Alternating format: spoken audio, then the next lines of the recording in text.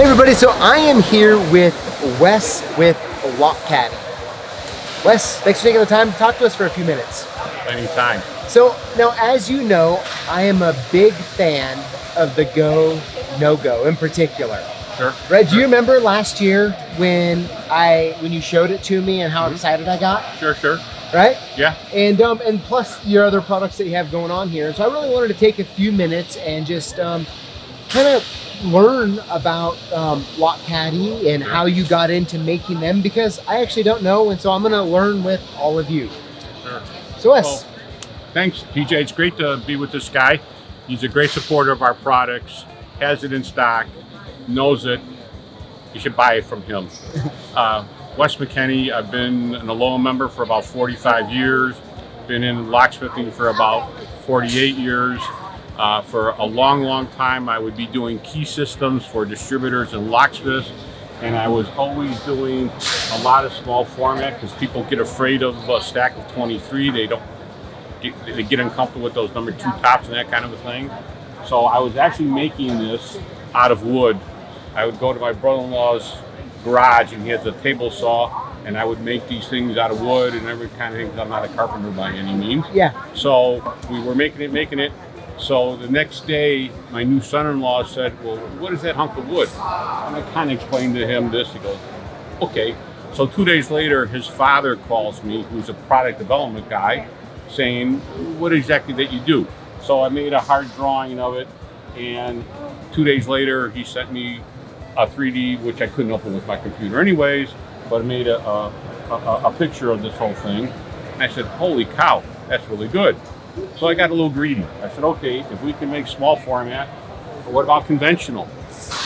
Yeah. No problem, that's just another file. And then I said, what about large format? No problem. So he kind of hooked me up with a 3D printer guy in Chicago. And I'm just telling you, I'm very proud to tell you that all this stuff is made USA. I'm big on that. Very cool.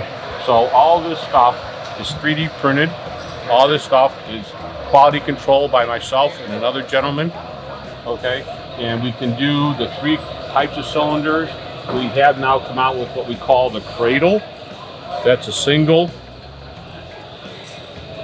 caddy that you can put the core in here and you can pin it, and then you can do some face stamping. There's support tools of a pin tray that if you have a hard time pinning cores, we'll do that.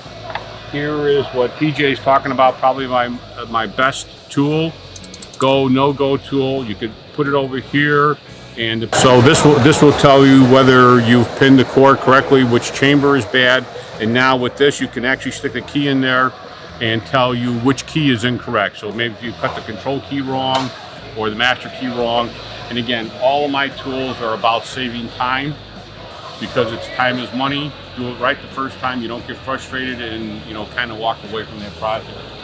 So it's kind of worked out very good for me. And again, all of these products you can buy at CLKsupplies. Great people, have it in stock. I support them, they support me.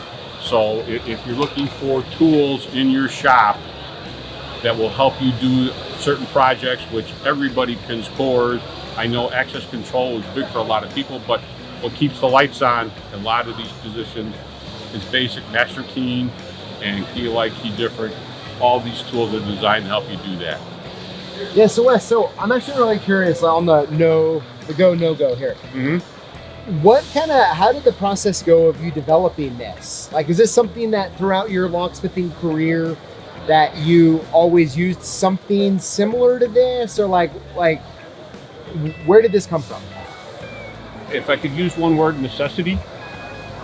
Okay. Where I was pinning cores, and late in the day, you're dropping pins in and you're not really remember. The phone rings and you're saying, oh man, what did I do? Put a 2 on top of a 4 or something? Yeah. So I said, maybe if I put some pins in this, and you would laugh at the original go, no go. It was like 2 pieces of flat plastic that I had at drill press that I drilled some holes, and the pins had little rubber bands on them so that they would kind of not fall through.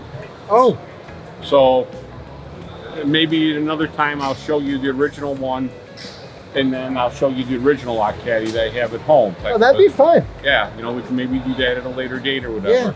But that tool kind of graduated to this tool, and again, you know, I have 2 or 3 guys that help me design things that kind of make sense, so that physically it doesn't fall apart, and that we don't end up charging $800 for the stupid thing.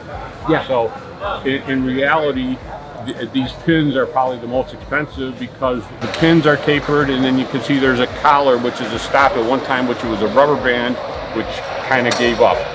So I designed it with a stop in it, and it just goes like crazy, and people just love the tool. Very cool, Wes. Well, hey, I appreciate you taking the time to come on. Sure. And I'm really excited for everyone to be able to get to meet you. Sure, thank you. I appreciate it. Thanks for making the really cool, nifty, handy tools. And it works. It works. I'm sure we'll be talking soon. Yeah. So everybody, I would love to know what you think in the comments below, and make sure you include the hashtag Lockboss to automatically get entered in to win one of 5 free prizes we give away each week here on YouTube. Thank you for watching. I'll see you next time. Tool, you can put it over here, and the pins will tell you whether you pin the core. Please. Can we have someone from Keys Inc. Keys Inc. over to the. So, You know, I'm a big bloopers guy, so sure, you know. understood. So am I. They're probably the most expensive because they're tapered. Congratulations to Keys Inc., this year's winner of new product. The pins are tapered, and then you can